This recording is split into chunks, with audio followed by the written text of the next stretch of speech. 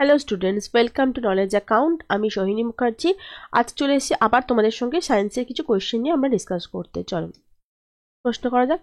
প্রাণী কোষের নিচে কোন দলটি বিদ্যমান? Mitochondria, কোষঝিল্লি, কোষপ্রাচীর, cytoplasm. কোষপ্রাচীর থাকে না প্রাণী কোষে। Chloroplast, cytoplasm, vacuole, nucleus. Chloroplast ও সাইটোপ্লাজমে থাকে না, নর্মালি থাকে না। নিউক্লিয়াস, কোষের ঝিল্লি, মাইটোকন্ড্রিয়া, সাইটোপ্লাজম। তাহলে আনসার কি হয়ে যাচ্ছে আমাদের? অপশন সি, দ্যাট ইজ সাইটোনিউক্লিয়াস, কোষের ঝিল্লি, মাইটোকন্ড্রিয়া, সাইটোপ্লাজম। মানুষের আরবিসির গড় আয়ুকাল কত? আরবিসির ফুল ফর্ম হচ্ছে, যেটাকে লোহিত রক্তকণিকা আমরা বলি, তার নাম হচ্ছে red blood corpuscle. Red blood corpuscle. এবং জানি কি এর গড় আয়ুকাল হচ্ছে অন্তত আমাদের অপশন সি, দ্যাট ইজ 120 দিন। এর সঙ্গে কি অ্যাটাচ থাকে? হিমোগ্লোবিন অ্যাটাচ থাকে, যে অক্সিজেনকে কি করছে আমাদের ক্যারি করে বিভিন্ন ধমনির মাধ্যমে বিভিন্ন যে কোষে কোষে পৌঁছে দিচ্ছে, এবং শিরাম থেকে কার্বন ডাই অক্সাইডযুক্ত রক্তগুলোকে আবার বহন করে নিয়ে আসছে। নিচে কোন উদ্ভিদকে জীবন্ত জীবাশ্ম বলা? ইফ্রেডা, সাইকাস, জিঙ্কগো, অ্যান্টিয়েন্ডেডাম। এটা হচ্ছে জিঙ্কো। আনসার হচ্ছে আমাদের জিঙ্কো গো বিলোবা। এছাড়াও মেইডহেনা নামে গাছ নামে পরিচিত এটাকে জীবন্ত জীবাশ্ম হিসেবে অনেক সময় বলা হচ্ছে, কারণ এগুলো ধ্বংসপ্রাপ্ত বোটানিক্যাল পরিবারের অন্তর্গত। নিচে কোন রোগটি প্রোটোজোয়া দ্বারা হয়? ম্যালেরিয়া, কলেরা, জন্ডিস, কোনটি নয়। আনসার হচ্ছে আমাদের option A, that is malaria. Malaria কার দ্বারা হয়? প্রোটোজোয়া আমরা জানি প্লাজমোডিয়াম। প্লাজমোডিয়ামে অনেক রকম ম্যালেরিয়ার তফাৎ আছে। প্লাজমোডিয়াম ভাইভ্যাক্সের কারণে একটা হয়, প্লাজমোডিয়াম ওভেলের কারণে একটা হয়, প্লাজমোডিয়াম ম্যালারির কারণে একটা হয়। তো বিভিন্ন প্লাজমোডিয়ামের যে বিভিন্ন প্রোটোজোয়া যে বিভিন্ন রকম ধরনের জন্য, টাইপসের জন্য ম্যালেরিয়ার ধরনটাও ডিফারেন্ট হয়। নিচের কোনটি কোষঝিল্লির ক্ষেত্রে প্রধান উপাদান নয়? কোলেস্টেরল, গ্লাইকোলিপিড, প্রোলিন এবং ফসফোলিপিড। দেখো এখানে আনসার হয়ে যাচ্ছে আমাদের option C, that is proline. যদি তো আমরা কোষঝিল্লির উপাদানগুলো দেখিনি কি থাকে, সেটা একটা প্রোটিন বা লিপিড বাইলেয়ারের মধ্যে থাকে। লিপিড বাইলেয়ার কেন থাকে? দেখো এইভাবে কোষঝিল্লিটা এরমভাবে পরপর সাজানো থাকে, তার মধ্যে এটা একটা লিপিড লেয়ার, আবার এটা একটা ফসফোলিপিড বাইলেয়ার। যেহেতু দুটো লিপিড থাকে তাই জন্য এটাকে আমরা বলি ফসফোলিপিড বাইলেয়ার। এবং মাঝখানে কি থাকে? প্রোটিনস থাকে। এই যে এটা এক রকমের প্রোটিন, এটা এক রকমের প্রোটিন। যে প্রোটিনটা ভেতরের দিকে থাকে তাকে আমরা ইন্ট্রিনসিক প্রোটিন বলি, আর যে প্রোটিনটা বাইরের দিকে থাকে তাকে আমরা এক্সট্রিনসিক বা পেরিফেরাল প্রোটিন বলি। এছাড়া কোলেস্টেরল আছে দেখতে পাচ্ছ। তো বিভিন্ন রকম প্রোটিন কিন্তু এখানে থাকে। আনসার হচ্ছে আমাদের প্রোলিনটা থাকে না। ইউক্যারিওটিক কোষের বিভাজনের সময় ডিএনএ প্রতিলিপির একটি পূর্ব শর্ত। কোষচক্রের সময় ডিএনএ প্রতিলিপি করে এস পর্যায়, জি1 পর্যায়, জি2 পর্যায় এবং এম পর্যায়। দেখো যখন আমাদের ডিএনএ প্রতিলিপি হয়, আনসারটা আমরা একবার দেখিনি। প্রথম এখানে লেখা আছে উত্তর হচ্ছে আমাদের এ, দ্যাট ইজ এস পর্যায়। ডিএনএ প্রতিলিপি যখন কোষ বিভাজন হয়, তখন কোষ বিভাজনের সময় দুটো জিনিসটা ভাগ হয়ে যায়। কোষ বিভাজন যখন হয়, কোষ বিভাজনের সময় দুটো ভাবে দুটো দশায় জিনিসটা হয়। কি কি?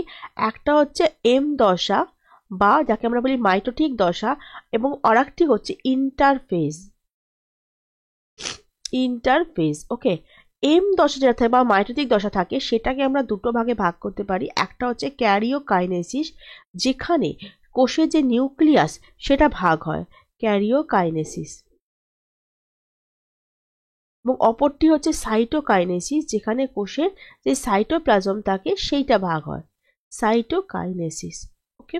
আর ইন্টারফেজ যেটা থাকে, মানে দুটো এম দশার মাঝখানে যে ঘটে, যেটা কোষের আমাদের প্রিপেয়ারিং ফেজ বলতে পারি কোষ বিভাজনের জন্য, সেটা আবার তিনটে ভাগে বিভক্ত। দ্যাট ইজ একটা হচ্ছে জি1 বা গ্যাপ ওয়ান, একটা হচ্ছে এস বা সিনথেসিস বা সংশ্লেষ দশা, এবং একটা জি2 দশা। এদের মধ্যে ইন্টারফেজের মধ্যে এস দশাটা হচ্ছে সব থেকে দীর্ঘতম দশা, এবং এই দশাতেই কিন্তু কি হয়? ডিএনএ প্রতিলিপিকরণ ঘটে, বা আমরা বলতে পারি ডিএনএ দ্বিত্বকরণ ঘটে। মানে ডিএনএ যা থাকে, যদি দুটো ডিএনএ থাকে এস দশার শুরুতে, তাহলে এস দশার শেষে কিন্তু 4টে ডিএনএ হয়ে যায়। এই প্রশ্নটাও কিন্তু এমসিকিউতে আসে। মাইটোসিসের কোন পর্যায়ে সাধারণত প্রাণীদের ক্ষেত্রে সাইটোকাইনেসিস হয়? দেখো সাইটোকাইনেসিস কখন শুরু হবে? যখন ক্যারিওকাইনেসিসটা শেষ হবে। তাহলে ক্যারিওকাইনেসিসটা যখন শেষ হয়, ক্যারিওকাইনেসিসের কটা ভাগ আছে আমাদের জানি? ক্যারিওকাইনেসিস এর টোটাল কটা ভাগ আছে? মাইটোসিসের ক্ষেত্রে টোটাল 4টে আছে। একটা হচ্ছে প্রোফেজ, দেন হচ্ছে মেটাফেজ, দেন হচ্ছে অ্যানাফেজ অ্যান্ড লাস্ট হচ্ছে আমাদের টেলোফেজ। প্রোফেজে 10টা শুরু হয়, তারপরে মেটাফেজে যায়, তারপর অ্যানাফেজে যায় এবং টেলোফেজে কিন্তু 10টা শেষ হয়ে যায়। এই টেলোফেজের পরেই কিন্তু কোষ কিসে ঢোকে?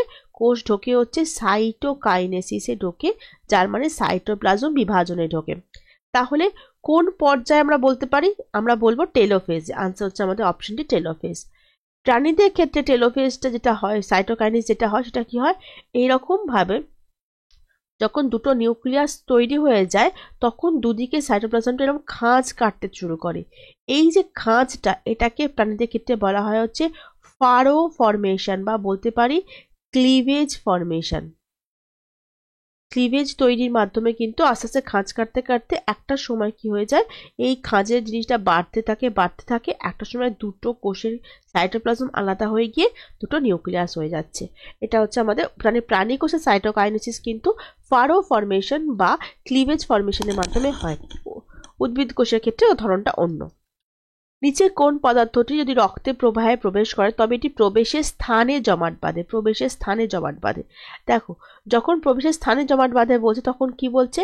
Sodium plus, prothrombin, heparin, thromboplastin. প্রথমে বলে দিচ্ছি সোডিয়াম প্লাস কিন্তু কোনো ভাবে রক্ত জমাট বাঁধতে সাহায্য করে না। কে করে? যে আয়নটি করে, ধাতব আয়ন, সেটা হচ্ছে ক্যালসিয়াম প্লাস। প্রথ্রম্বিন একটা আছে, হেপারিন একটা আছে, থ্রম্বোপ্লাস্টিন। হেপারিনটাও বাদ হয়ে যাচ্ছে কারণ হেপারিন কিন্তু রক্ততঞ্চন রোধ করে।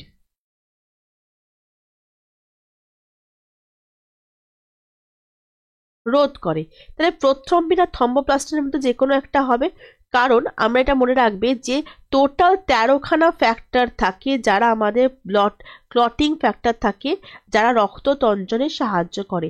আর 4টের মধ্যে মোস্ট ইম্পর্টেন্ট 4টে হচ্ছে আমাদের ফাইব্রিনোজেন, প্রথ্রম্বিন, থ্রম্বোপ্লাস্টিন এবং ক্যালসিয়াম আয়ন। এই 4টে হচ্ছে মোট। তো এটা কিন্তু অ্যান্টিকোয়াগুলেন্ট হিসেবে কাজ করে হেপারিন। আর রক্ত প্রবাহের প্রবেশের স্থানে জমাট বাঁধে যে, সে হচ্ছে আমাদের থ্রম্বোপ্লাস্টিন। প্রথ্রম্বিনের সঙ্গে কিন্তু অন্য কেউ, প্রথ্রম্বিন কিন্তু থ্রম্বিনে রূপান্তরিত হয়, দিয়ে জালক সৃষ্টি করে। ওকে, কোনো কোষের যখন উভয় পাশে জল এবং দ্রবণের ঘনত্ব একই হয় তখন দ্রবণটিকে কি বলা হয়? হাইপারটনিক, আইসোটনিক, হাইপোটনিক, কোনোটি নয়। দেখো, বুঝতে পারছো, যখন কোনো জল এবং দ্রবণের ঘনত্ব বলছে সেম হবে তখন কি উত্তর হবে? অবশ্যই হবে আইসোটনিক হবে। আমরা একবার দেখে নিচ্ছি। দেখো, হাইপোটনিক সলিউশন কখন বলবো? যখন বাইরের সলিউশনটা, আউটসাইড মানে হচ্ছে এখানে বাইরের সলিউশনটা ভেতরের সলিউশনের থেকে যদি কনসেন্ট্রেশন বা ঘনত্বটা কম হয়। যেহেতু বাইরের দ্রবণের ঘনত্ব কম কোষের ভেতরের দ্রবণের ঘনত্বের থেকে, তাই বাইরে থেকে যে দ্রাবক থাকবে সে কি করবে? ভেতরের দিকে প্রবেশ করবে। এবং প্রবেশ করার জন্য কি হবে? কোষটা আস্তে আস্তে স্ফীত হয়ে যাবে বা ফুলে যাবে। এই জিনিসটাকে আমরা কি বলি? স্ফীত হয়ে যাওয়া, সেল এক্সপ্যান্ড হওয়া বা লাইজ হওয়া। আইসোটনিকের ক্ষেত্রে কি হবে? যখন বাইরের দ্রবণের ঘনত্ব এবং ভেতরের দ্রবণের ঘনত্ব দুটোই সমান থাকবে তখন কি হয়ে যাবে?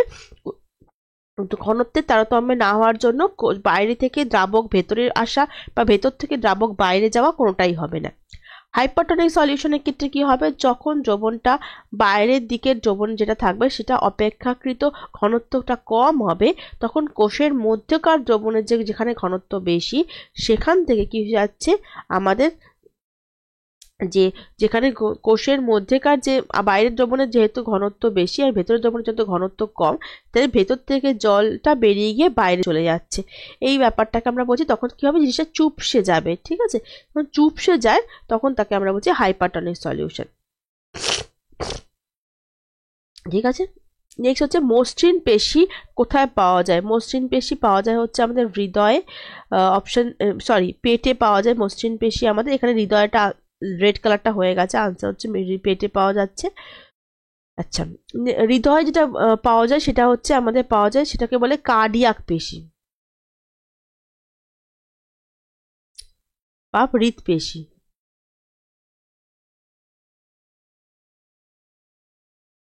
আমাদের 3 রকমের পেশি হয়, একটা হচ্ছে সরেক, একটা হচ্ছে অরেক পেশি, আর একটা হচ্ছে অরেক পেশি, আর একটা হচ্ছে হৃদপেশি। তার মধ্যে এটা হচ্ছে আমাদের অপশন সি। ড্যাশ উপস্থিতির কারণে প্রাণীদের তুলনায় ব্যাকটেরিয়াকে উদ্ভিদ হিসেবে বেশি বিবেচিত করা হয়। এদের মধ্যে কোনটা উদ্ভিদ দেহের আছে যে কারণে ওটাকে বলা হয় একমাত্র হচ্ছে আমাদের কোষ প্রাচীর। ব্যাকটেরিয়ার ক্ষেত্রে কিন্তু কোষ প্রাচীর থাকে, আবার প্ল্যান্টের ক্ষেত্রেও থাকে। জৈবিকভাবে এদের মধ্যে বিয়ে এড়ানো উচিত। RH পুরুষ, RH প্লাস নেগেটিভ মহিলা, RH নেগেটিভ মহিলা, RH নেগেটিভ পুরুষ, RH প্লাস মহিলা, RH নেগেটিভ পুরুষ। আনসার হচ্ছে অপশন ডি। RH ফ্যাক্টর কোনটা? আমাদের যখন ব্লাড গ্রুপ করা হয়, ব্লাড গ্রুপের যে তো ভাগটা, সেটা দু রকম ব্লাড গ্রুপে ভাগ হয়। কি? একটা হচ্ছে ABO ব্লাড গ্রুপ, যেটা কে আবিষ্কার করেছিলেন? কার্ল ল্যান্ডস্টেইনার আবিষ্কার করেছিলেন। ল্যান্ডস্টেইনার, যার মধ্যে আন্দাজে হচ্ছে যে আমাদের 4 রকম ব্লাড গ্রুপ পাওয়া যায়, A, B, O এবং AB। এবং আর একটা ধরনের ব্লাড গ্রুপ হচ্ছে রেসাস ফ্যাক্টর বা RH ফ্যাক্টর। এটা রেসাস নামক একটা বাঁদরের দেহে প্রথম পাওয়া গেছিল বলে RH ফ্যাক্টর বলে। যেটা দুটো হয়, একটা হচ্ছে যদি RH ফ্যাক্টরটা কারোর বডিতে প্রেজেন্ট থাকে তাহলে আমরা তাকে বলি হচ্ছে RH পজিটিভ, আর যদি RH ফ্যাক্টরটা কারোর বডিতে অনুপস্থিত থাকে তাকে আমরা বলি হচ্ছে RH নেগেটিভ। এখন কি হয়, এই দুটো মিলিয়ে কিন্তু ব্লাড গ্রুপটা হচ্ছে। তাহলে যার পরে বলা হচ্ছে বিয়ে এড়ানো উচিত হচ্ছে RH নেগেটিভ মহিলা এবং RH প্লাস পুরুষের ক্ষেত্রে বিয়েটা এড়ানো উচিত, কারণ সেক্ষেত্রে বাচ্চা যে সন্তান হবে সে যদি কোনো কারণে পজিটিভ হয় তাহলে তার মায়ের দেহে নেগেটিভ আছে, মানে এই যে প্লাসেন্টাটা আছে, প্লাসেন্টার বাইরে হচ্ছে RH নেগেটিভ এবং ভেতরে যে সন্তান হচ্ছে সে হচ্ছে RH পজিটিভ। তখন কি হয়, এই জিনিসটাকে আমাদের বডি কিভাবে যে RH পজিটিভকে ফরেন পার্টিকেল করে ভাবে, তখন কিন্তু সে এই ভ্রূণটাকে মানে ফরেন পার্টিকেল ভেবে আমাদের শরীরে যে ইমিউনিটিটাকে মেরে দেওয়ার চেষ্টা করে। তাই জন্য বাচ্চা যে ফিটাস সে মানে তার কিন্তু মারা যাওয়ার সম্ভাবনা বেশি। তাই জন্য এই বিবাহটা এড়ানো উচিত। একটি ব্যাধি যা মানুষের Y ক্রোমোজোমের সঙ্গে যুক্ত, সেটা কি হবে? যেটা Y ক্রোমোজোম শুধুমাত্র যেহেতু পুরুষদের মধ্যে থাকে, তাহলে অবশ্যই কার মধ্যে সঞ্চারিত হবে? শুধুমাত্র পিতা থেকে পুরুষের মধ্যেই যাবে, কারণ আর তো মায়ের ক্ষেত্রে তো কোনো ব্যাপারটা দরকারই নেই। নিচে কোনটি জীবিত কোষের বংশগত চরিত্র নিয়ন্ত্রণের জন্য দায়ী? Enzyme, hormone, DNA? উপরে কোনটা? আনসার হচ্ছে অবভিয়াসলি ডিএনএ। অবভিয়াসলি ডিএনএ, কোনো রকম তফাৎ হবে না, কারণ ডিএনএ ফুল ফর্ম কি? ডিঅক্সি রাইবো নিউক্লিক অ্যাসিড, তাই না? সবাই জানো, তবু একটু বলে দিচ্ছি। ডিঅক্সি রাইবোনিউক্লিক অ্যাসিড এটা দ্বিতন্ত্রী একটা বন্ড, যার মধ্যে কি থাকছে? ফসফেট গ্রুপ থাকছে, সুগার রাইবোজ থাকছে এবং নাইট্রোজেন বেস থাকছে। ওকে, আচ্ছা জিন কি? জিন ডিএনএর একটি অংশ, ডিএনএ এবং হিস্টোনের একটি অংশ, ডিএনএ এবং আরএনএ হিস্টোনের একটি অংশ, উপরে সবকটি। আনসার হচ্ছে আমাদের অপশন এ হচ্ছে জিন হচ্ছে ডিএনএর একটি অংশ। আমাদের যখন ডিএনএ থাকে, ডিএনএ কিরম থাকে? এরম ভাবে দ্বিতন্ত্রী প্যাঁচানো থাকে, ঠিক আছে, ডিএনএ থাকে। এবং হিস্টোন প্রোটিনগুলো কি হয়? হিস্টোন প্রোটিনগুলো এর মাঝে মাঝে ক্রোমাটিন ফাইবার যে থাকে, মাঝে মাঝে হিস্টোনগুলো এভাবে ভেতরে ঢুকে ঢুকে থাকে, হিস্টোন প্রোটিনগুলো থাকে। তো এই পুরো সূত্রটা ক্রোমাটিন সূত্রগুলো থাকছে, তার মধ্যে হিস্টোন প্রোটিনগুলো মিশে মিশে কিন্তু থাকছে। কোষের জীবন্ত উপাদানকে প্রোটোপ্লাজম বলে। এটি কি দিয়ে তৈরি? একটা কোষের মধ্যে রয়েছে নিউক্লিয়াস। নিউক্লিয়াসের বাইরে যে অঞ্চলটা থাকে তাকে আমরা কি বলি? তাকে আমরা বলি হচ্ছে সাইটোপ্লাজম। প্রোটোপ্লাজম হচ্ছে, আর এই যে যেটাকে তোমার কোষকে ঢেকে রাখছে তাকে আমরা কি বলি? সেল কভারিং বা কোষ আবরণী বলি। তো সেল কভারিং এর ভেতরে যা যা আছে সব হচ্ছে প্রোটোপ্লাজমের অন্তর্গত। তার মানে প্রোটোপ্লাজম মানে হচ্ছে সাইটোপ্লাজম এবং নিউক্লিয়াস সহ ঝিল্লির মধ্যে আবদ্ধ সমস্ত বস্তুটা। তার মানে প্রোটোপ্লাজম মানে আমরা এটাও বলতে পারি যে নিউক্লিয়াস প্লাস সাইটোপ্লাজম, এটা এমন বলতে পারি। তিনি বলতে পারি যে নিউক্লিওপ্লাজম, এটা নিউক্লিয়াসের মধ্যে থাকে, প্লাস সাইটোপ্লাজম, এটাও বলতে পারি, সবই বলতে পারি। জেনেটিক স্ক্রিনিং কি? একজন ব্যক্তির মধ্যে একটি নির্দিষ্ট জিনের উপস্থিতি পরীক্ষা করার জন্য পিতা বংশগতি বিশ্লেষণ, জনসংখ্যার মধ্যে জিনের বিশ্লেষণ, বন্ধাত্ম স্ক্রিনিং। জেনেটিক স্ক্রিনিং হচ্ছে কোনো একটা যখন ডিফেক্টিভ কোনো একটা জিন আছে, কোনো রোগ হয়েছে, সেটাকে খুঁজে বার করাকে আমরা জেনেটিক স্ক্রিনিং বলি। এমন একটা প্রক্রিয়া যার মাধ্যমে একজন ব্যক্তির মধ্যে একটা নির্দিষ্ট ব্যাধি সৃষ্টিকারী ত্রুটিপূর্ণ জিন আমরা খুঁজে বার করছি। নেক্সট কোয়েশ্চেন, বংশধরে জেনেটিক উপাদানে নিম্নে কোন কারণগুলি তারতম্য ঘটে? যৌন প্রজনন, অযৌন প্রজনন, মিউটেশন, এপিজেনেটিক পরিবর্তন। দেখো আনসার হচ্ছে আমাদের এখানে option C, that is epigenetic পরিবর্তন। 1, 2 এবং 3 এবং 4, এই যে যৌন প্রজনন, মিউটেশন এবং এপিজেনেটিক পরিবর্তন। এই যে অযৌন জননটা শুধুমাত্র হবে না, কারণ এটা দরকার নেই। এপিজেনেটিক পরিবর্তন কাকে বলছে? কোনো টিস্যু ক্ষতির কারণে যদি কোনো প্রবলেম হয় তখন সেটাকে আমরা বলছি যে এপিজেনেটিক পরিবর্তন। নিচের রক্তের গ্রুপের কোন সেটের মধ্যে রক্ত সঞ্চালন সম্ভব? এর আনসার হচ্ছে এ, ও, বি এবং এ এবং এ বি এবং ও। দেখো খুব সোজা প্রশ্ন, খালি মাথা ঠান্ডা করে একটু দেখতে হবে। আমি আনসার হচ্ছে অপশন সি, দেখে নাও। একটা কথা, এখানে হচ্ছে ব্লাড ডোনার, কে কে ব্লাড দিতে পারে, এবং এখানে রেসিপিয়েন্ট কে কে ব্লাড গ্রহণ করতে পারে। এটা কিন্তু এবি ও ব্লাড গ্রুপ অনুযায়ী বলেছি, এখানে আমি আরএইচ ফ্যাক্টরটাকে ইনক্লুড করিনি, করলে জিনিসটা অন্যরকম হতো। যদি ও ব্লাড দেয়, ও নিতে পারছে, কিন্তু আর বাকি কেউ নিতে পারছে না। আচ্ছা ঠিক আছে। আচ্ছা তাহলে তুমি দেখো, ও যদি ব্লাড দেয় তাহলে কিন্তু সবাই ব্লাডটা নিতে পারছে, মানে এও নিতে পারবে, বিও নিতে পারবে, এবিও নিতে পারবে। বাট যে এবি যদি ব্লাড, এবি এ যদি ব্লাড দেয়, আজকে এ ব্লাড দিলে শুধুমাত্র এ নিতে পারবে আর এবি নিতে পারবে। তাহলে এবি কিন্তু সবার থেকে ব্লাডটা নিতে পারছে, তাই জন্য এবি কে কি বলা হচ্ছে? সার্বজনীন গ্রাহক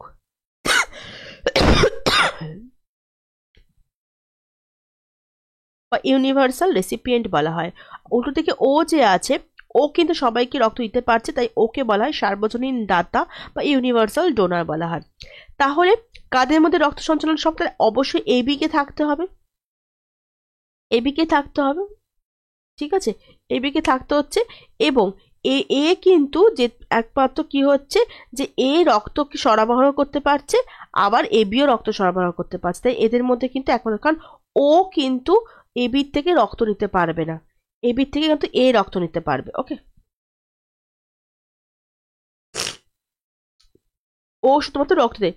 এ অ্যান্টিজেনের কাছে কি হচ্ছে, অ্যান্টিজেনের বিরুদ্ধে অ্যান্টিবডি থাকার কারণে বি একে রক্ত সরবরাহ করতে পারে না। সি হচ্ছে একমাত্র যেখানে রক্ত সরবরাহটা কিন্তু জিনিসটা হতে পারছে।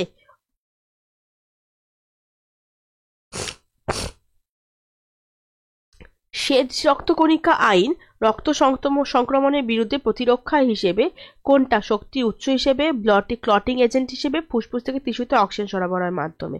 আনসার হচ্ছে অপশন এ, শ্বেত রক্তকণিকা ফ্যাগোসাইটোসিস পদ্ধতিতে বাইরের যে প্রোটিন আছে সেখান থেকে প্যাথোজেনটা ধ্বংস করে, এভাবে শরীরে সংক্রমণটাও রক্ষা করছে।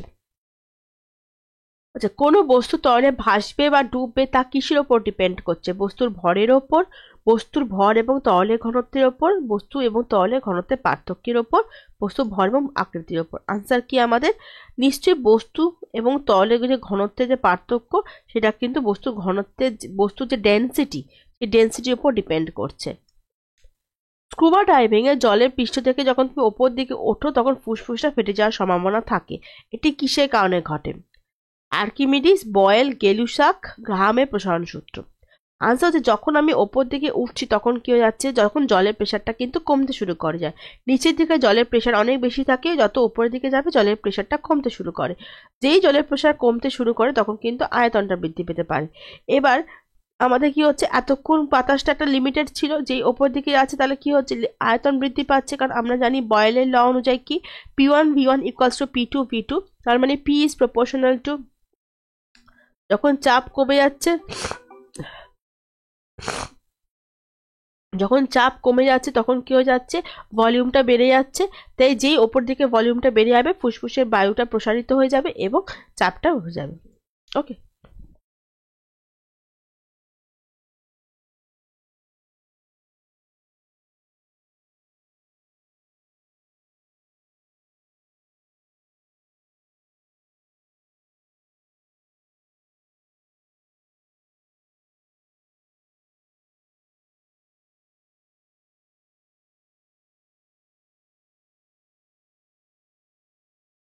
কালি প্রবাহের জন্য মাধ্যাকর্ষণ ছাড়া কৈশিক ক্রিয়া ব্যবহার করে কত প্রকারের কলম ব্যবহার করা যায়? ফাউন্টেন কলম, বল পয়েন্ট কলম, জেল কলম।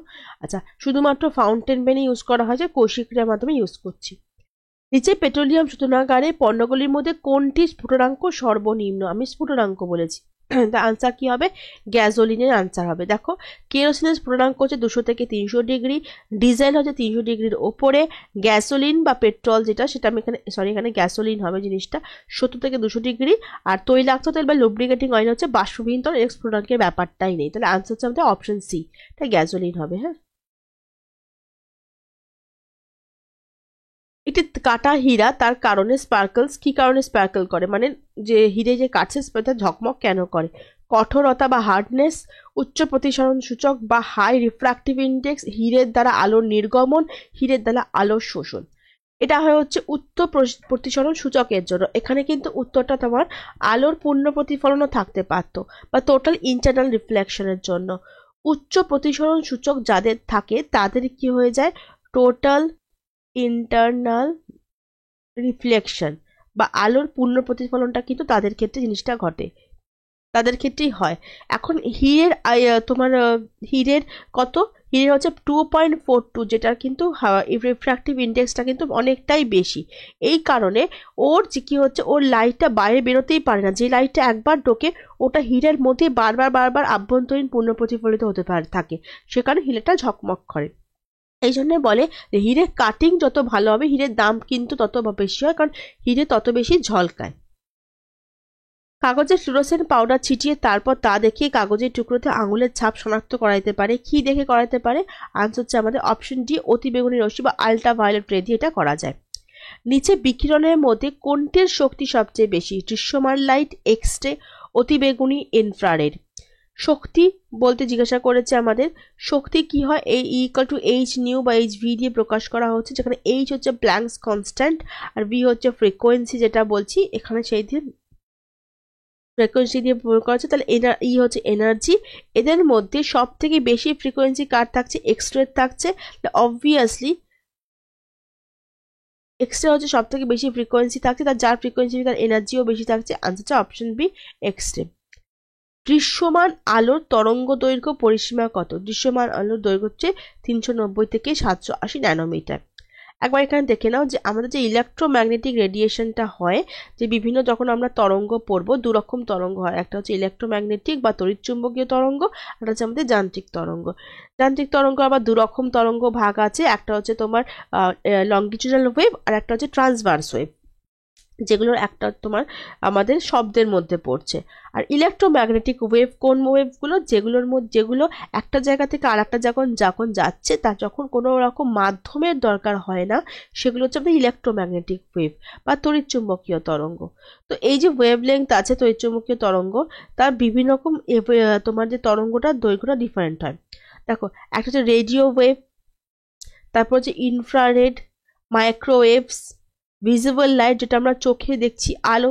তাই আমাদের জিজ্ঞাসা করেন আলো কি ধরনের তরঙ্গ? আলো হচ্ছে তড়িৎচুম্বকীয় তরঙ্গ।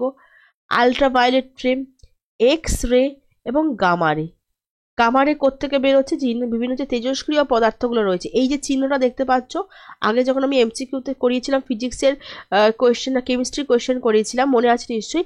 এই যে চিহ্নটা, এটা কিন্তু হচ্ছে তোমার তেজস্ক্রিয় পদার্থের চিহ্ন। এই কোনো পদার্থের গায়ে যদি এরকম চিহ্ন থাকে বা কোনো বটলের গায়ে, তার মানে সেখানে তেজস্ক্রিয় পদার্থ আছে। ভ্রূণের বৃদ্ধি পর্যবেক্ষণের কৌশল কিসের মাধ্যমে দেখা যায়? Microwave, ultrasonic, ultraviolet, X-ray. Answer হচ্ছে আমাদের অপশন বি, দ্যাট ইজ আল্ট্রাসনিকের মাধ্যমে। আল্ট্রাসনিক আমরা করি, আল্ট্রাসাউন্ড করি, তোমরা নিশ্চয়ই জানো। যখন কোনো একটা মানে কেউ প্রেগনেন্ট থাকেন তখন বারবার গিয়ে কিন্তু চেক করা হয়। আচ্ছা, সূর্য থেকে আলো এই পৃথিবীতে এসে পৌঁছাচ্ছে কত সময়ে? 2 মিনিট, 4 মিনিট, 8 মিনিট, 16 মিনিট। তোমার সূর্যের যে আমাদের যে আলোর পৃথিবীতে আলোর বেগ কত? 3 × 10⁸ মিটার পার সেকেন্ড। জানি সময় কত লাগে? দূরত্ব বাই গতিবেগ। সূর্য থেকে পৃথিবীর দূরত্ব হচ্ছে 1.44 × 10⁻11 মিটার।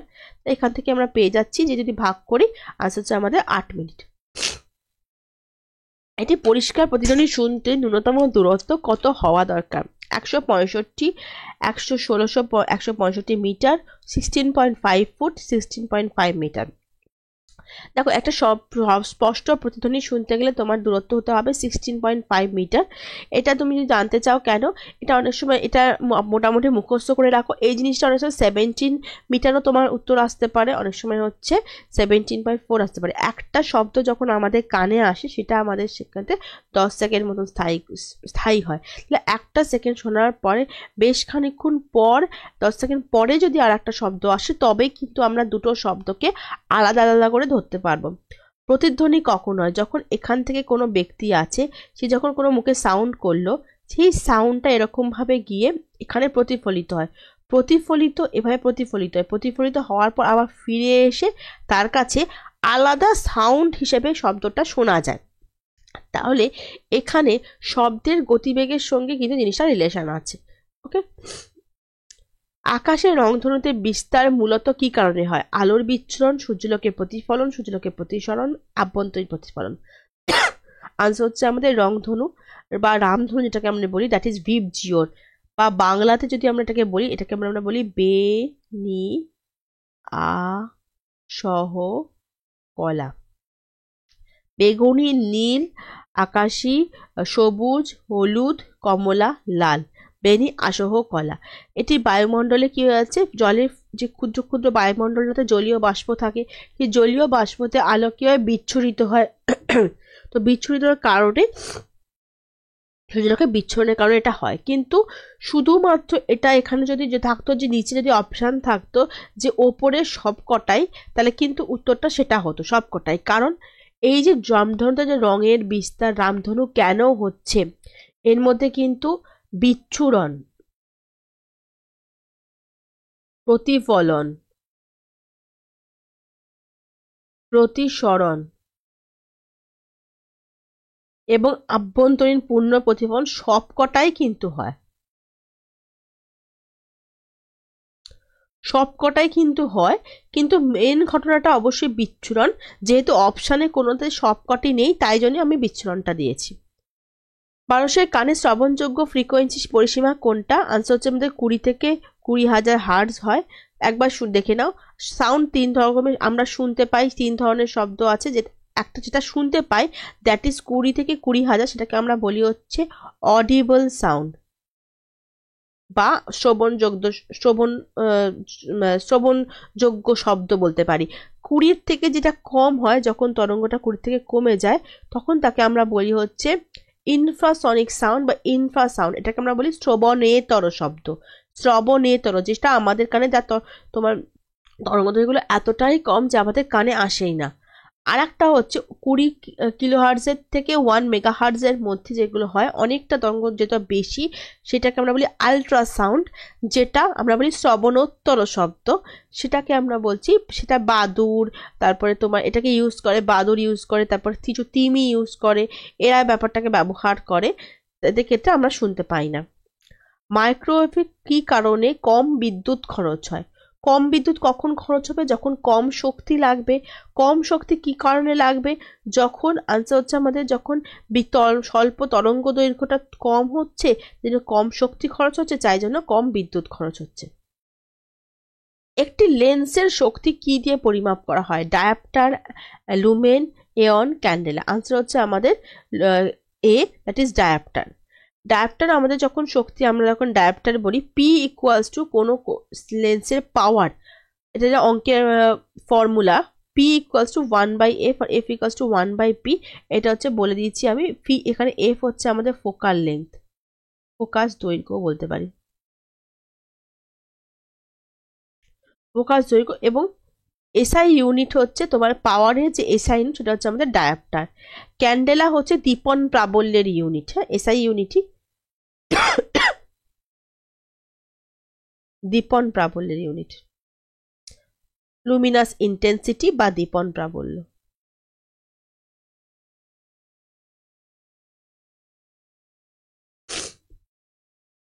ডপলার প্রভাব এর সাথে যুক্ত? বৈদ্যুতিক স্রোত, আলো, তাপ, শব্দ। ডপলার এফেক্ট সবসময় শব্দের সঙ্গে যুক্ত। এটা মানে কি, যে কোনো একটা মানে ধরো শব্দ হচ্ছে, কোনো একটা উৎসের শব্দ হচ্ছে, এবার কোনো একজন পর্যবেক্ষক সেটাকে দেখছে। এবার যখন পর্যবেক্ষকের জায়গাটা পরিবর্তন হচ্ছে বা শব্দটা যে তৈরির শব্দটার উৎসটা পরিবর্তন হচ্ছে, সেই শব্দের উৎসের পরিবর্তনের কারণে শব্দ থেকে যে মানে যে শব্দটা হচ্ছে যে উৎস থেকে, তার যে পিচ বা তীক্ষ্ণতা সেটাও কিন্তু ডিফার করে। এই যে ঘটনাটা সেটাকে আমরা বলি ডপলার এফেক্ট। ইলেকট্রোম্যাগনেটিক ইন্ডাকশন ল একটি ড্যাশ তৈরিতে ব্যবহৃত হয়েছে। Galvanometer, voltmeter, ammeter, generator. Answer হচ্ছে আমাদের অপশন ডি, জেনারেটর তৈরি করতে কাজে লাগে। এছাড়া কি লাগে?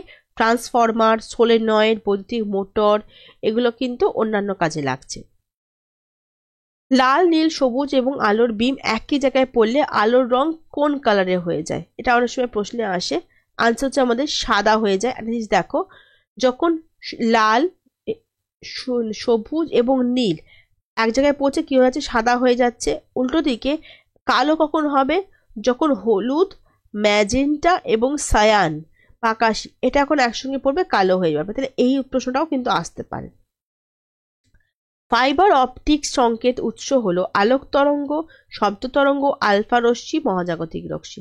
দেখো, ফাইবার অপটিক্স মানে তো আলো, চোখের ব্যাপারে আমি বুঝতে পারছি, কিন্তু কি পাঠা হচ্ছে সেটা হচ্ছে ফাইবার অপটিক্স হচ্ছে এরকম একটা, মানে এরকম একটা ফাইবারের তৈরি একটা নল টাইপের থাকে, সেখানে আলো যখন আমি একবার ঢোকাচ্ছি, আলোটা যখন ঢুকছে, তখন আলোটা বারবার কি হয়? পূর্ণ প্রতিফলিত হয়। আলোটা বারবার পূর্ণ প্রতিফলিত এমন একটা অ্যাঙ্গেলে পড়ে, আভ্যন্তরীণ পূর্ণ প্রতিফলন হয়। তার ফলে কি হয়? এখানে যাচ্ছে, আবার এখানে ফিরে আসছে, আবার যাচ্ছে, আবার দেখো টোটাল ইন্টারনাল রিফ্লেকশন হচ্ছে। সেই কারণে যখন আমি আলোটাকে পাঠাচ্ছি, আলোটা কি যাচ্ছে? খুব মানে পূর্ণ প্রতিফলিত হতে হতে অন্য অন্য প্রান্তে গিয়ে কিন্তু ঠিকঠাকভাবে জিনিসটাকে ডেলিভার করছে, যা মাঝখানে কিন্তু কোনো প্রতিসরণ অন্যান্য কিছু কিছু হচ্ছে না। আচ্ছা, একটি ডিম সাধারণ জলে রাখলে ডুবে যায়, কিন্তু ব্রাইন সলিউশনে রাখলে ভেসে থাকে। ব্রাইন মানে হচ্ছে নোনা জল, পরিষ্কার কথা ব্রাইন ওয়াটার মানে হচ্ছে নুন জলে রাখলে ভেসে থাকে। কারণ কি? কারণ হচ্ছে যে ডিমের যে ঘনত্ব থাকছে সেটা কি সাধারণ জলের ঘনত্বের থেকে বেশি, তাই জন্য জলে যখন আমরা ডিমটাকে রাখছি তখন কি হচ্ছে? ডিমটা মানে ডুবে যাচ্ছে। কিন্তু যখন নোনা জলে রাখছি, নোনা জলের কিন্তু ঘনত্বটা ডিমের ঘনত্বের থেকে কিন্তু মানে তোমার পুরোপুরি ওই নয়, কম নয়। তাই জন্য যখন নোনা জলের উপর রাখছি, ডিমটা কি হচ্ছে? হালকা ভেজে থাকছে। সরি। অবস্থার পরিবর্তনের সময় পদার্থের তাপমাত্রা বৃদ্ধি পায়, হ্রাস পায়, একই থাকে, বৃদ্ধি বা হ্রাস হতে পারে। দেখো, পদার্থের অবস্থার পরিবর্তনটা কখন হয়? আমরা যখন তাপ পড়েছি, তাপ অনেক রকম হয়, রাইট? একটা তার মধ্যে কি, একটা হচ্ছে বোধগম্যতা, যে তাপটা আমরা কার সাহায্যে মাপতে পারি? যে তাপের মেন ব্যাপার হচ্ছে উষ্ণতা পরিবর্তন হয় বা টেম্পারেচারে পরিবর্তন হয়, এবং এই যে পরিবর্তনটা আমরা থার্মোমিটার দিয়ে বা ক্যালোরি মিটার দিয়ে মাপতে পারি। আর একটা হচ্ছে আমাদের বিকিরণ তাপ।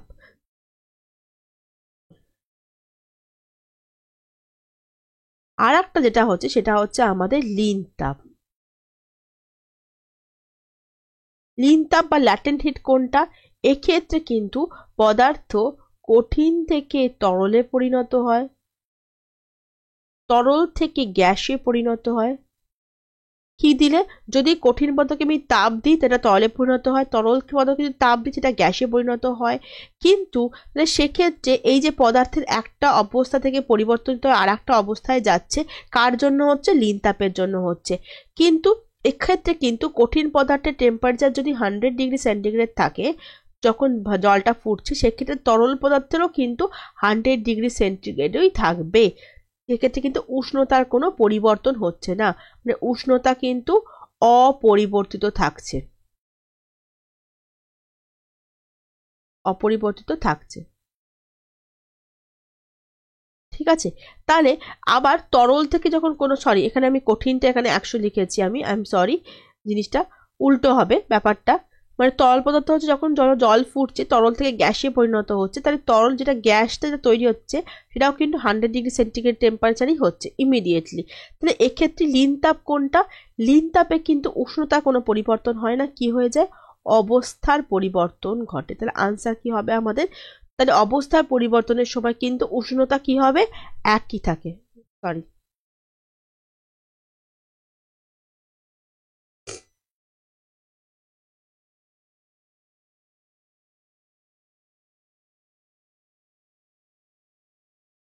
হ্যাঁ, উষ্ণতা কিন্তু একই থাকছে।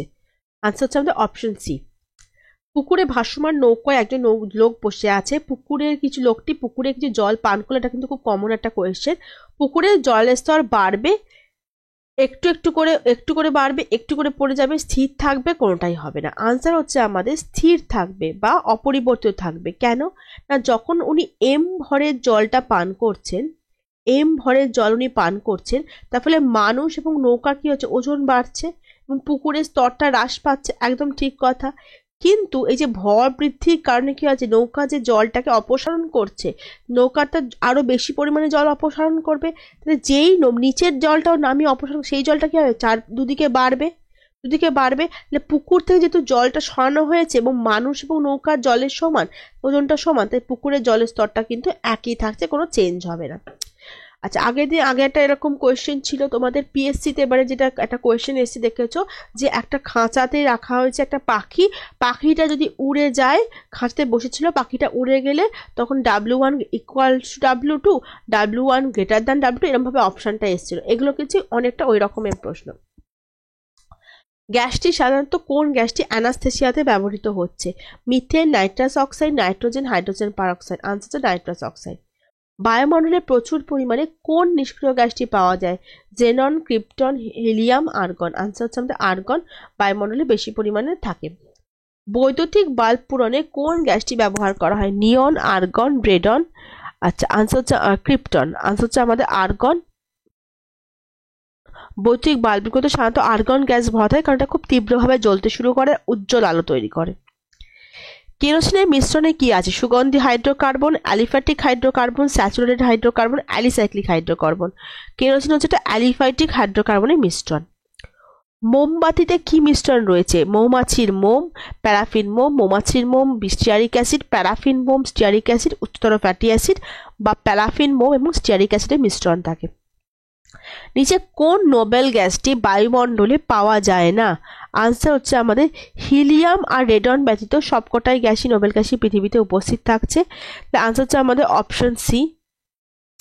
হিলিয়াম আর রেডন থাকে না, তাহলে এখানে হিলিয়াম যেহেতু নেই, আমি এখানে শুধু রেডনটা বললাম। নিচে কোন গ্যাসটি রুটি ফুলে যাওয়ার জন্য দেয়? যখন আমরা রুটি ফুলি, এটা হচ্ছে আমাদের কার্বন ডাইঅক্সাইড গ্যাসটি দায়ী। নিচের কোনটি মিশ্রণ নয়? গ্রাফাইট, গ্লাস, পিতল, ইস্পাত। দেখো এগুলো সবকটাই কিন্তু মিক্সচার, একমাত্র গ্রাফাইট হচ্ছে কি? গ্রাফাইট হচ্ছে অ্যালোট্রপস।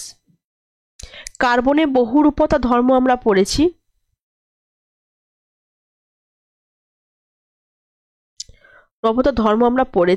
তার মধ্যে দু রকম আছে, একটা হচ্ছে কঠিন, একটা হচ্ছে তরল। তো কঠিনে যদি আমরা ভাগ করি তিনটে হয়, একটা হচ্ছে গ্রাফাইট, একটা হচ্ছে আমাদের ডায়মন্ড বা হিরে, আর একটা হচ্ছে ফুলারিন বা যাকে আমরা বাকমিনিস্টার ফুলারিনও বলি।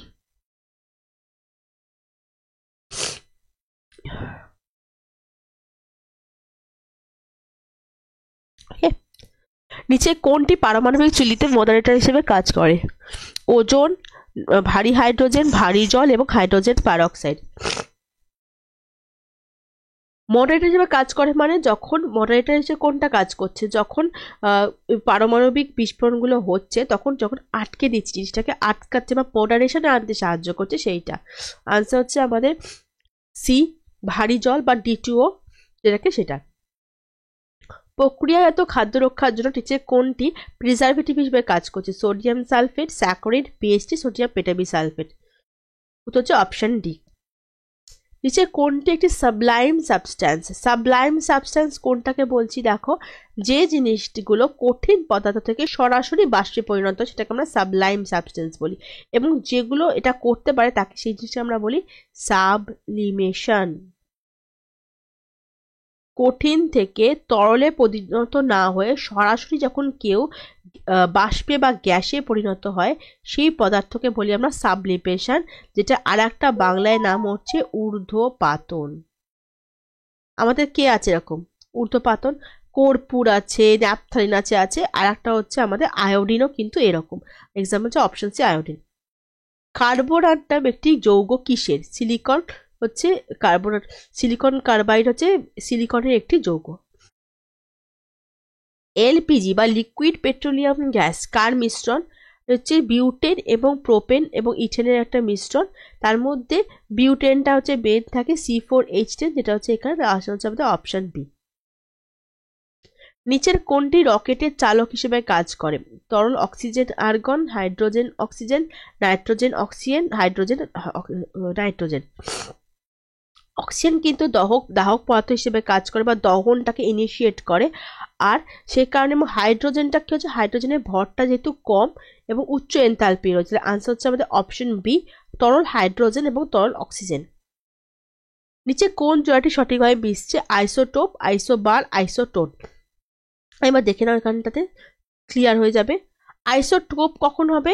যখন অ্যাটমিক নাম্বারটা সেম থাকছে, মানে হচ্ছে ইলেকট্রন এবং প্রোটন নাম্বারটা যখন তাদের মধ্যে সেম থাকছে,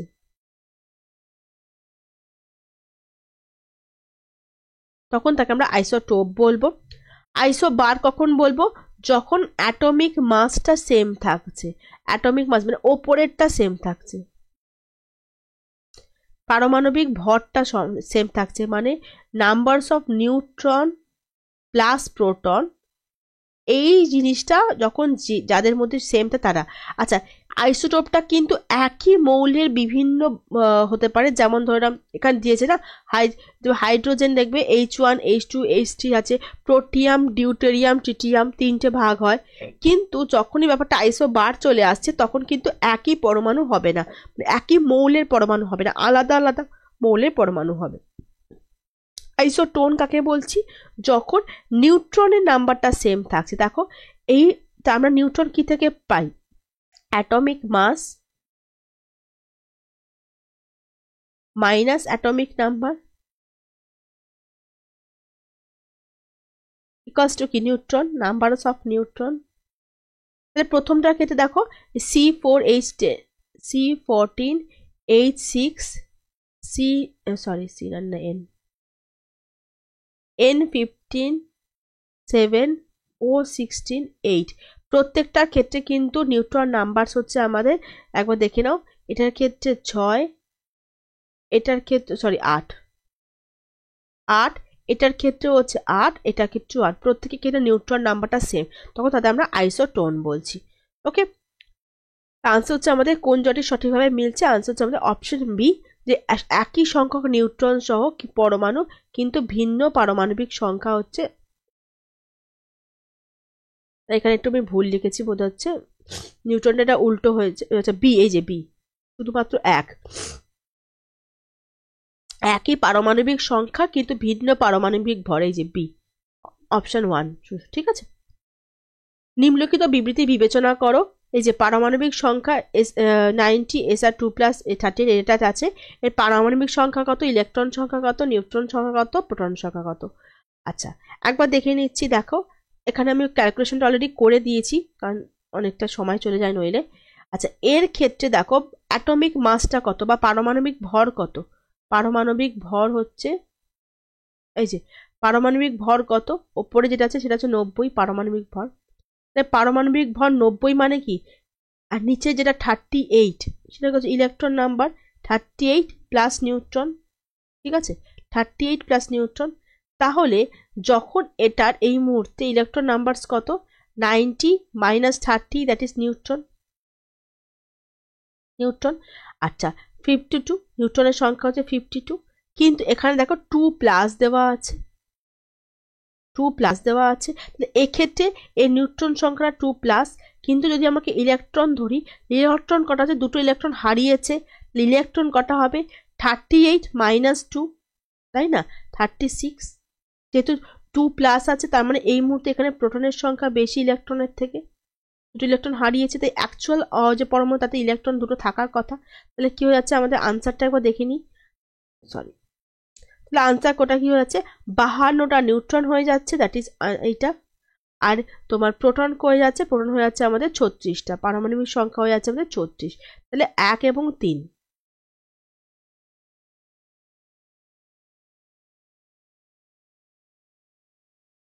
এটা 1 এবং 3 এটা হচ্ছে না, একটু দেখে বলছি, ঠিক আছে। তোমাদের এটা উত্তরে আমি বলে দেবো।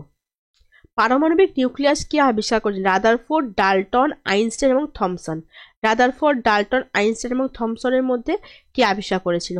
নিউক্লিয়াস আবিষ্কার করেছেন থমসন। এখানে আমি এটা দিয়ে দিচ্ছি কবে কি আবিষ্কার করেছিল, একবার দেখে নাও। ইলেকট্রন আবিষ্কার করেছিল জে থমসন। প্রোটন আবিষ্কার করেছিলেন হচ্ছে গোল্ডস্টেইন। নিউট্রন আবিষ্কার করেছিলেন চ্যাডউইক। পজিট্রন আবিষ্কার করেছেন অ্যান্ডারসন এবং মেসন আবিষ্কার করেছেন হচ্ছে আমাদের উকাওয়া। এই নামগুলো একটু মনে রাখবে, একটু অনেক সময় এখন প্রশ্নে আসছে। নিচে কোন বিবৃতিটি সঠিক নয়? বিভিন্ন মৌলে পরমাণুর ভর সংখ্যা একই হতে পারে, একটি মৌলে বিভিন্ন ভর সংখ্যা থাকতে পারে এবং একই মৌলের সমস্ত পরমাণুতে একই সংখ্যা প্রোটন থাকতে পারে। আনসার হচ্ছে আমাদের অপশন ডি, একই মৌলে পরমাণুতে সর্বদা একই সংখ্যা প্রোটন থাকবে। যদি এটি প্রোটনের ভিন্ন সংখ্যা তাহলে উপাদানটাই ভিন্ন হয়ে যাবে, যেটা আমাদের যখন অন্য ক্ষেত্রে দেখছিলাম। ইয়েলো কেক কোনটা? ইয়েলো কেক হচ্ছে সীমান্ত প্রাচীরের একটি আইটেম, হেরোইনের একটি অপরিচিত রূপ, কোকেনের একটি অপরিচিত রূপ, ইউরেনিয়াম অক্সাইড অপরিবর্তিত সোনা। আনসার হচ্ছে আমাদের অপশন সি, এটা হচ্ছে কোকেনের একটা রূপ যেটাকে ইউরেনিয়াম অক্সাইডের মতন বিভিন্ন যৌগকে বোঝাচ্ছে আর কি। Option C. একটি তেজস্ক্রিয় পদার্থর অর্ধেক জীবন 4 মাস থাকে, মানে হাফ লাইফ। 3/4 পদার্থ ক্ষয়ে যাবে 3 মাস, 4 মাস, 8 মাস, 12 মাস। তাহলে আনসার হচ্ছে যখন কিভাবে ক্ষয়বে, যখন পদার্থকে 4 মাস পর ওটা কি হয়ে যাবে 1/2, কারণ বলেছে যে অর্ধেক জীবন হচ্ছে 4 মাস, তাহলে 4 মাস পর করলে 1/4 2 হয়ে গেল, বা আরো 4 মাস কি হবে, এই 1/2 হাফ হয়ে যাবে, that is 1/4, 1/2 into 1/4, sorry 1/2 into 1/2, 1/4। তাহলে 8 মাস বাদে থাকবে কি পরিমাণে, 3/4 অংশ পড়ে থাকবে। তাহলে 3/4 অংশ, প্রশ্ন এটাই করেছে 3/4 অংশ কতদিনের ক্ষয় হয়ে যাবে, কতদিনে পদার্থ ক্ষয়ে যাবে, কতদিনে? আনসার হচ্ছে আমাদের 8 মাস, ঠিক আছে। তাহলে আনসার হচ্ছে আমাদের 8 মাস, তাহলে এটা হয়ে গেল। আচ্ছা, আমরা আগেরটাতে চলে যাচ্ছি একবার, যেটা আমরা ছেড়ে এসেছি, যে কোনটা কি সঠিক একবার দেখে নিচ্ছি। তাহলে এখানে দেখাচ্ছে যে প্রোটনের সংখ্যা, তাহলে ইলেকট্রনের সংখ্যা 36টি, প্রোটন প্লাস নিউট্রন, তাহলে প্রোটন হচ্ছে 38টা, এখানে দেখানো হয়েছে প্রোটন না। তাহলে কি হচ্ছে, আমার এখানে দিয়েছে যে প্রোটনের সংখ্যা 38টা, মানে এটা ঠিক। 52টা হচ্ছে নিউট্রনের সংখ্যা, 52টা, এটা ঠিক, এই দুটো ঠিক। তাহলে আমার এখান থেকে যে দুটো পাচ্ছি, তাহলে ইলেকট্রন সংখ্যা 38, সেটা হচ্ছে না, এখানে আমার যেগুলো অপশনগুলো যেগুলো দিয়েছে তার মধ্যে একমাত্র আমি দেখছি যে 3 এবং 4, যেটা এইখানে আছে অপশন সি, এটাই একমাত্র সঠিক হচ্ছে। তাহলে আমি এখানে আনসার কি হবে, আমার আনসার হয়ে যাচ্ছে অপশন সি। আচ্ছা, এখানে উত্তরটা দেওয়া আছে, আমি না দেখেও করে গেছি, আনসার হচ্ছে আমাদের অপশন সি, ঠিক আছে। কারণ বাকিগুলো থাকলেও আমার কিন্তু এখানে কিন্তু অপশনটা নেই, অপশনটা নেই। পারমাণবিক সংখ্যা প্রোটিন হচ্ছে 38। ওকে, চলো, ওকে, তাহলে এত অবধি আমাদের হলো। তাহলে আজ তোমাদের 7টা কোয়েশ্চেন ডিসকাস করে দিলাম। নেক্সট দিন আবার আমি তোমাদেরকে আরো এরকম কোয়েশ্চেন্স করাবো। আর থ্যাংক ইউ অল, ভালো থেকো সবাই।